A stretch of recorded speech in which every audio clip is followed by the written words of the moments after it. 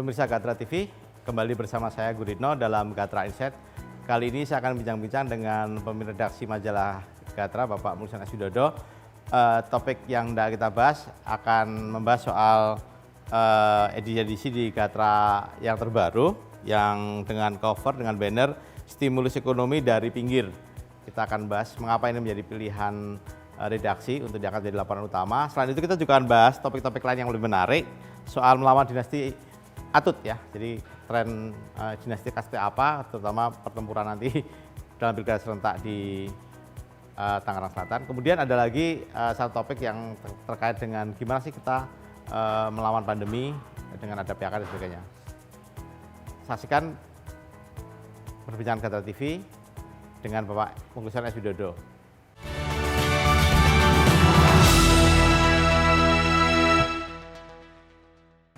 Pemirsa Gatra TV, masih bersama saya Guritno dalam Gatra Insight. Kali ini Gatra Insight akan membahas edisi teranyar dari Gatra, majalah Gatra. Telah hadir di hadapan saya pemimpin redaksi majalah Gatra, Bapak Mulyasan S. Widodo.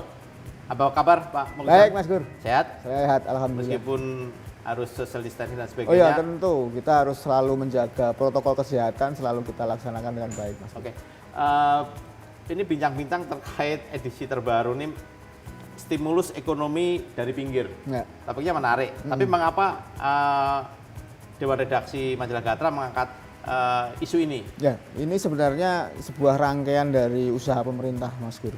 Terkait usaha agar di pandemi ini kan ekonomi ambruk semua, hampir dari pusat sampai daerah karena semua orang nggak boleh kemana-mana, aktivitas ekonomi jadi berhenti. Ini pemerintah harus mengembalikan segera aktivitas ekonomi agar bergerak, berputar. Kalau enggak ya kita lihat tetangga-tetangga sudah mulai resesi. Nah ini unik karena sebelum ini sebenarnya pemerintah juga sudah menyuntik BUMN dengan duit 30 triliun untuk sebenarnya itu bukan apa ya, maksudnya dikasih begitu saja, tapi diharapkan itu kembali, jadi dipinjamkan setelah dengan tangan BUMN, bank BUMN maksud saya. Nah sekarang mungkin dari daerah atau ke daerah juga pemerintah juga pengen dari pinggir. Kalau kemarin mungkin dari pusat, sekarang dari pinggir-pinggir pemerintah pengennya agar ekonomi berputar di sana. Jadi ketika di tengah sudah ada, di pinggir kemudian diusahakan untuk dirangsang. Nah ini jumlahnya kira 20 triliun, mungkin nanti pengembangannya untuk apa saja ini terserah pemerintah daerah. Juga ada bank daerah di sana yang diminta untuk mengembangkan duit ini yang dikucurkan ini agar bisa dikembangkan, dilipat gandakan sebenarnya. Jadi dari satu sisi bisa untuk merangsang kegiatan ekonomi, sisi lain pemerintah juga dapat pendapatan. Nah ini juga salah satu yang ingin kita gali, seperti apa sih efektivitasnya nanti kalau misalnya ini sudah ada beberapa daerah yang sudah mendapat, salah satunya beberapa daerah di Jawa, karena Jawa ini kan paling besar kontribusi ekonominya di Indonesia. Jadi ini salah satu hal yang memang kita pengen lihat nanti ke depan seperti apa, apakah memang bisa atau tidak, atau memang cuma sia-sia. Tapi kalau dari sisi itunya, kalau di pemerintah di Jawa itu kan mungkin sudah punya strategi. Nah, ini kita punya. Menarik ini Pak Mulyasan. Tapi kan ini kalau saya kontekskan ya, saya konteks itu ada dua peristiwa sebelumnya terkait dengan ini. Jadi Pak Presiden Jokowi 2 kali marah-marah.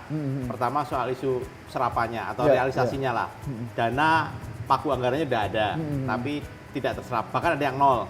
Itu informasi dari Bu Sri Mulyani Rabu tanggal 5 Agustus. Nah, kemudian selain serapan yang masih nol, itu ada dua lagi.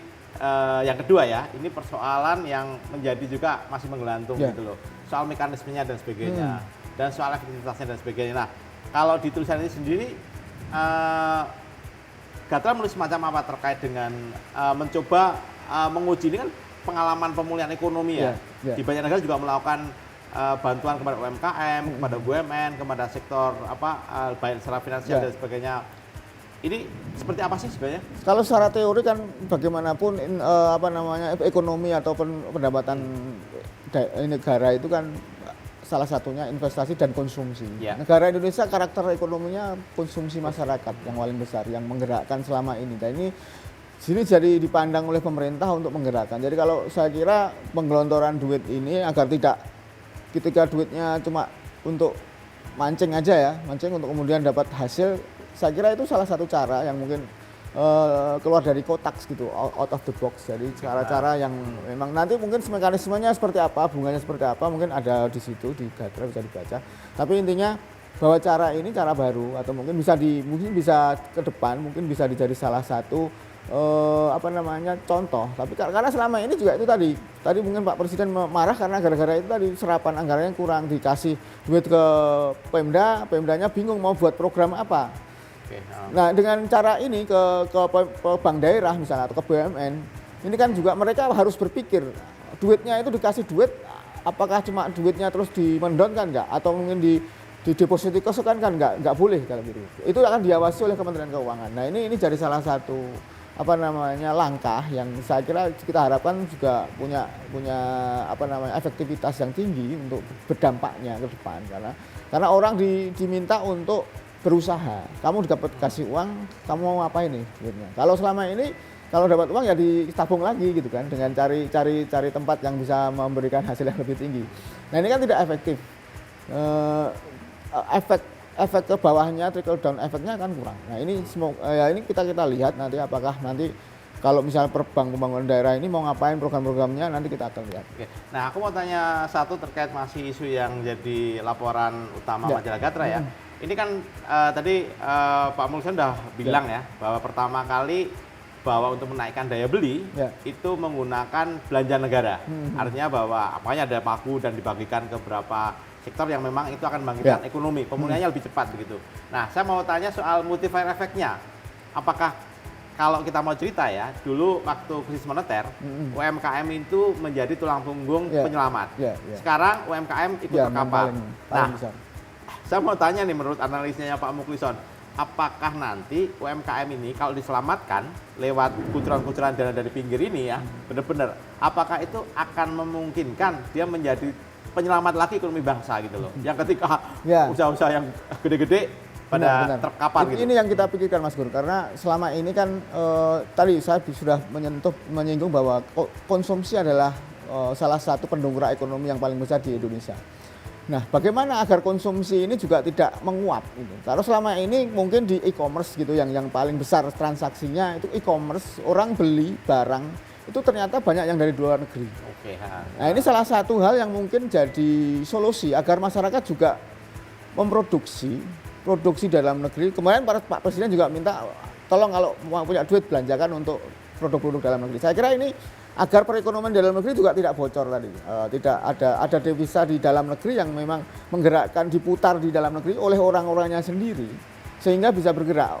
Orang buat tadi mungkin dari pinjaman BPD tadi mungkin buat UMKM di desa, kemudian mereka menggerakkan ekonomi di desa, mereka kemudian orang kota yang punya tabungan membeli di desa sehingga ada perputaran ekonomi di situ. Nah ini salah satu mungkin orang nggak berpikir selama ini karena kita terlalu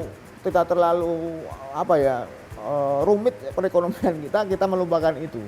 Nah ini yang mungkin sedang dirangsang pemerintah agar perekonomian di desa ini bisa terangsang dengan ada dunia. Selama ini kalau kita lihat dengan adanya dana desa itu ternyata memang bisa merangsang meskipun tidak cepat ya. Tapi dari sisi ininya pengalaman yang ada, saya kira ini jadi salah satu hal yang mungkin bisa nanti jadi contoh perekonomian kita ke depan itu mungkin bisa dibangun dari sini. Kalau misalnya perusahaan-perusahaan gede, korporasi gede sekarang investor-investor sudah lari semua.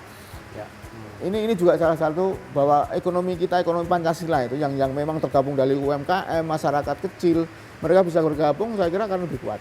Oke, makasih Pak Mulsan. Demikian pemirsa Gatra TV, bincang-bincang kita dengan Pak Mulsan. Memang pemikiran pendekatan ekonomi dari pinggir itu adalah out of the box, dan untuk detailnya bisa disimak di majalah Gatra dengan cover ini.